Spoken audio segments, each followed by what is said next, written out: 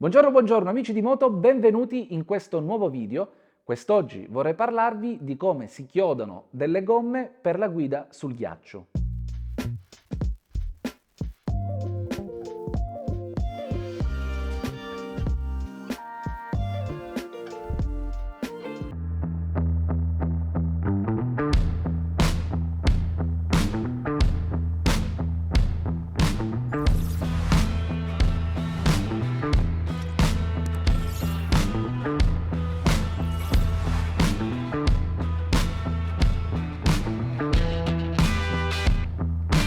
Eccoci qua, in questi giorni questo argomento ha creato tantissimo hype perché ogni quando si parla di ruote chiodate, di chiodi, di guida sul ghiaccio, questo argomento suscita sempre tantissimo interesse, tantissime domande mi avete fatto sui social, tantissime curiosità e quindi per rispondervi una volta per tutte, ecco che faccio questo video per sollevare ogni dubbio. Ma detto questo, iniziamo a capire perché chiodare una gomma. Allora, quella che vedete qui è un'anteriore, sono Mitas E10 già chiodata, questi sono chiodi della Best Grip. In preparazione del prossimo viaggio partirò tra circa 10 giorni per la Lapponia, ho deciso di riconfermare Best Grip proprio perché mi sono trovato benissimo. Quando ordinate dei chiodi esistono diverse grandezze, diverse misure perché vanno in base al tipo di gomma, in base al tipo di battistrada.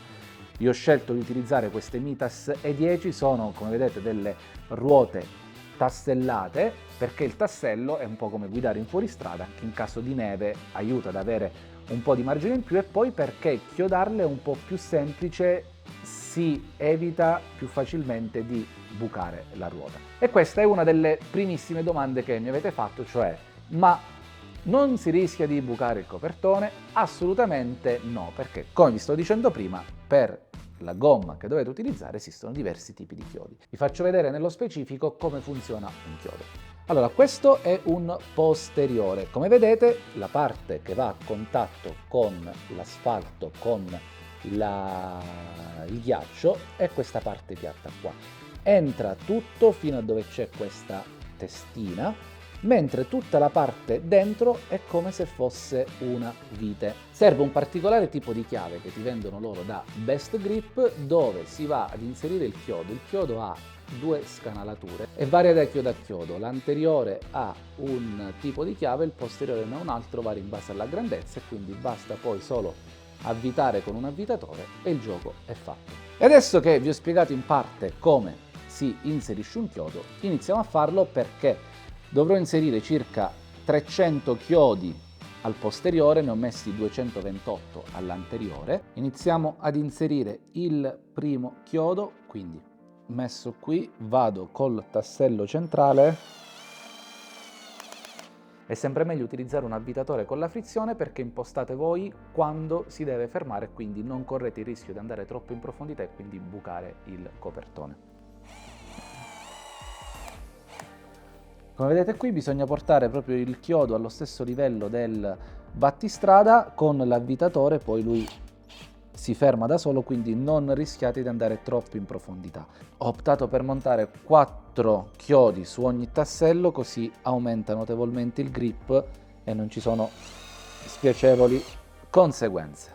Primi 8 andati, adesso ne metterò 2 per ogni tassello, quindi saranno anche 4 di qua e 4 di qua. Una domanda che mi fate spesso è: ma le ruote si possono utilizzare o i chiodi si possono utilizzare?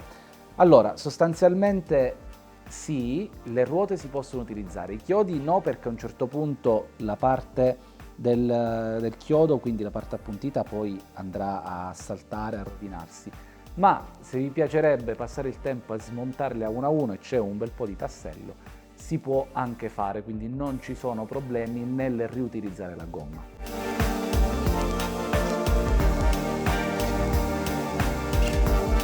Prima coppia di tasselli sistemata, quindi questo è il layout che andrò ad utilizzare.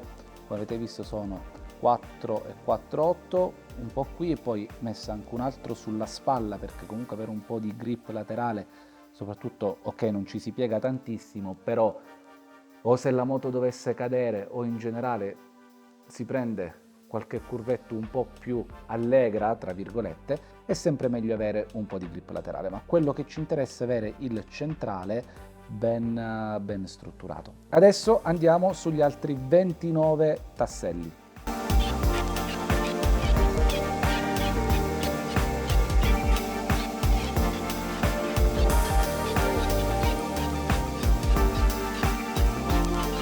È passata mezz'ora, siamo praticamente a metà del lavoro, forse poco meno. E un'altra cosa, mentre montavo qui i chiodi, mi è venuto in mente che mi avete chiesto: ma se per caso dovessi bucare la gomma, che cosa succede? Sulle tubeless Best Grip vende un liquido sigillante, quindi è il classico liquido antiforatura sostanzialmente, che poi eventualmente con un compressore si inserisce dentro nella ruota e dove c'è il buco, c'è la perdita d'aria, lo va a sigillare, quindi anche lì non ci sono problemi. Tutto sta procedendo secondo i piani, quindi continuiamo con il lavoro, ancora c'è un bel po' da fare. Ok, ho appena finito di montare tutta la fila centrale di tasselli, adesso mi mancano circa 60 chiodi perché ho 30 tasselli da un lato, 30 tasselli dall'altro da andare a fare sulle spalle. Così il centrale è già pronto, ma adesso vediamo di finire il lavoro. Dai! Ok, e con quest'ultimo chiodo abbiamo finito di chiodare anche la ruota posteriore. Questo è il suo layout, quindi ci sono tutti questi chiodi, sono 10 su ogni fila di tasselli, 4, 8 e laterali, idem di qua. E queste sono entrambe le gomme già chiodate, adesso metterle sui cerchi e via. Come hai visto è un lavoro che richiede un po' di tempo, ci sono stato esattamente un'ora, sono in totale 288 chiodi sulla gomma posteriore e 228 sull'anteriore, ma vi dicevo ieri su Instagram, qualcuno ha consigliato, dice, di metterli anche sul tassellino questo laterale perché qui li ho messi alterni. Adesso non ci resta che andarla a provare ovviamente sul ghiaccio in questo viaggio verso la Lapponia, si partirà tra circa 10 giorni, quindi per vederlo in tempo reale seguimi su Instagram se ancora non lo fai, qui su YouTube poi vedrai il video di tutto questo viaggio. Spero di aver frugato ogni dubbio o perlomeno avervi fatto capire come funzionano questi chiodi, quindi come si fa a chiodare una gomma.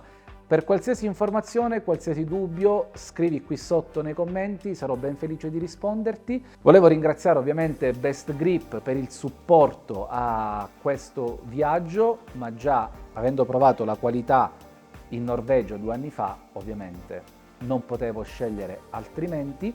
Se questo video ti è piaciuto lascia un bel like, se ancora non l'hai fatto iscriviti al canale per non perderti anche tutti i prossimi video e soprattutto il video di questo viaggio in Lapponia. Io ti ringrazio per avermi seguito, ti aspetto sempre qui e ci vediamo al prossimo video. Ciao!